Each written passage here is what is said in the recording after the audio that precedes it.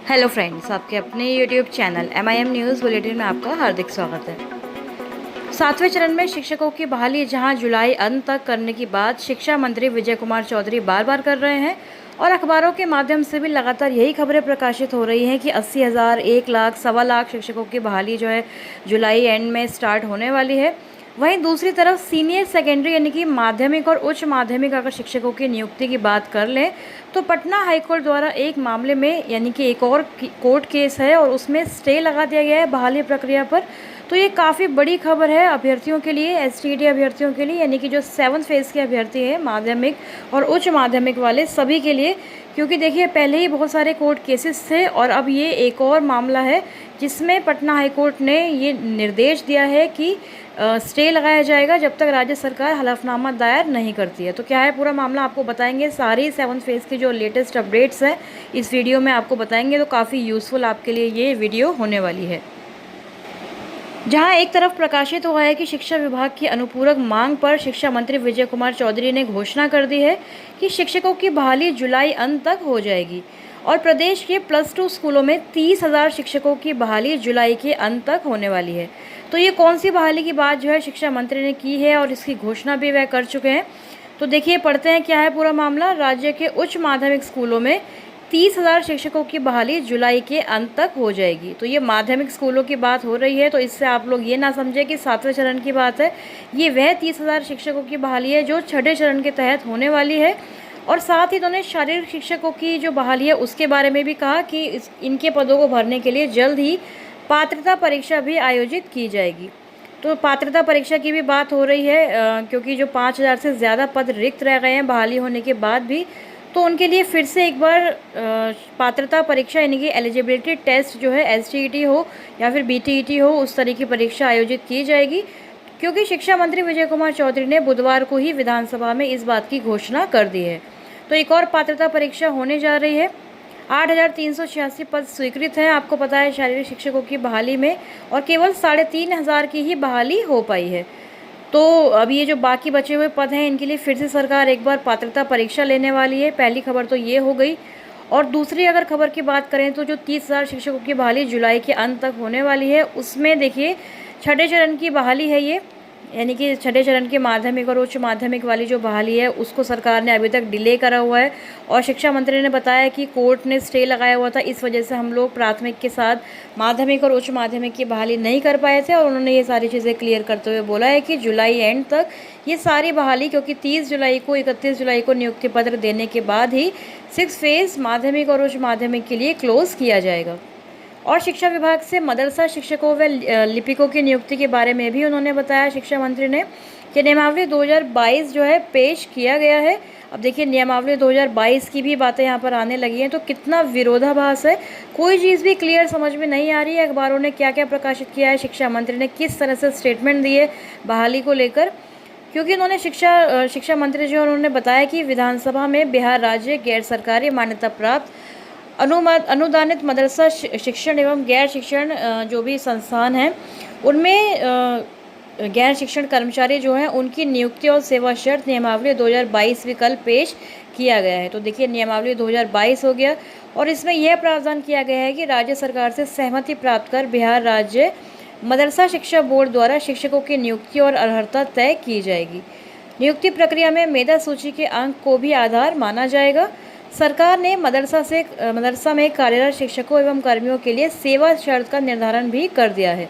तो नियमावली 2022 के तहत जो है सारी सेवा शर्तों का निर्धारण किया जा रहा है। तो क्या हो सकता है कि 7वें चरण में भी ये 2022 के नियमावली से बहाली होने वाली है। साथ ही यह भी प्रकाशित है कि 6ठे और 7वें चरण नियोजन के बाद होंगे शिक्षकों के अंतर जिले तबादले।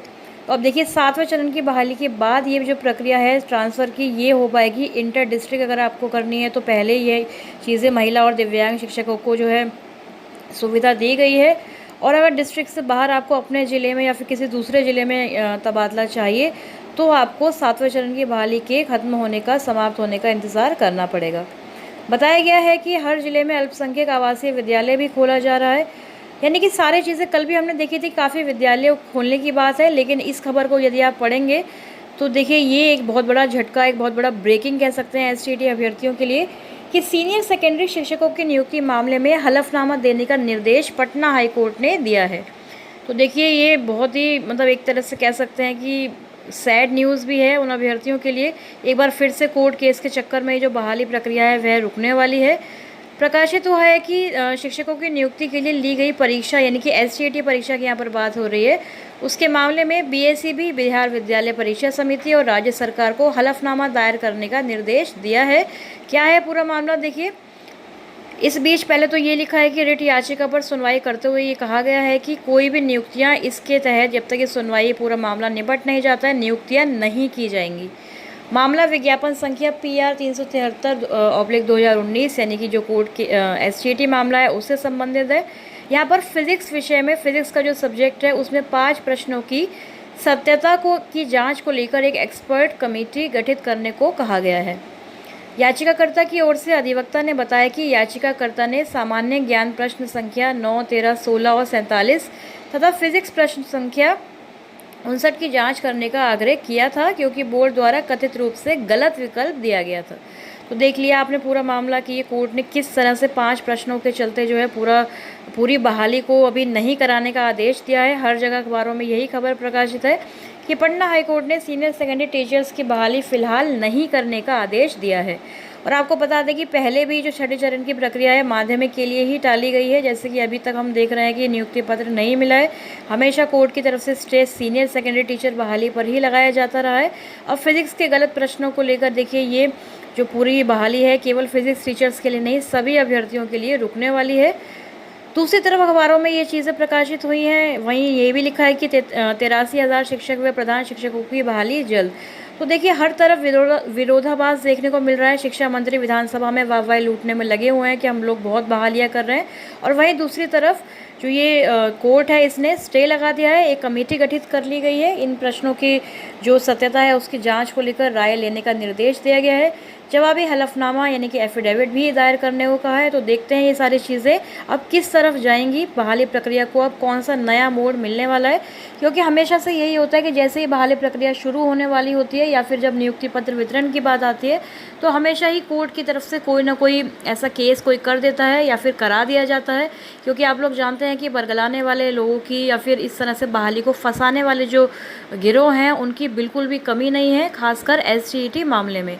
क्योंकि एसटीईटी मामले में जब से हम देख रहे हैं रिजल्ट आया है, परीक्षा हुई है, तब से ही कभी कदाचार कभी कोर्ट केस इन सारी चीज़ों में जो है बहुत सारे लोग लिप्त हैं, और इन्हीं की वजह से ये बहाली प्रक्रिया हमेशा ही डिले होती आई है। और एक बार फिर से माध्यमिक बहाली को फंसाने के लिए ये कोर्ट केस कर दिया गया है। तो देखना होगा कि अब ये कोर्ट केस में हलफनामा कब दायर हुआ, क्या क्या चीज़ें हुई, सारी अपडेट्स रखनी होंगी। तो ये लगातार अपडेट्स हम आपको देते रहेंगे। फ़िलहाल के लिए इतना ही। 7th फेज़ में अभी फ़िलहाल माध्यमिक बहाली में स्टे लग चुका है। आगे जो भी होगा उसको प्राप्त करते रहने के लिए, लेटेस्ट अपडेट्स को प्राप्त करने के लिए हमारे चैनल MIM न्यूज़ बुलेटिन पे आप बने रहें, कनेक्टेड रहें, सब्सक्राइब कर रहे हैं यदि अभी तक नहीं किया है तो। इस वीडियो में फ़िलहाल इतना ही। Thank you for watching.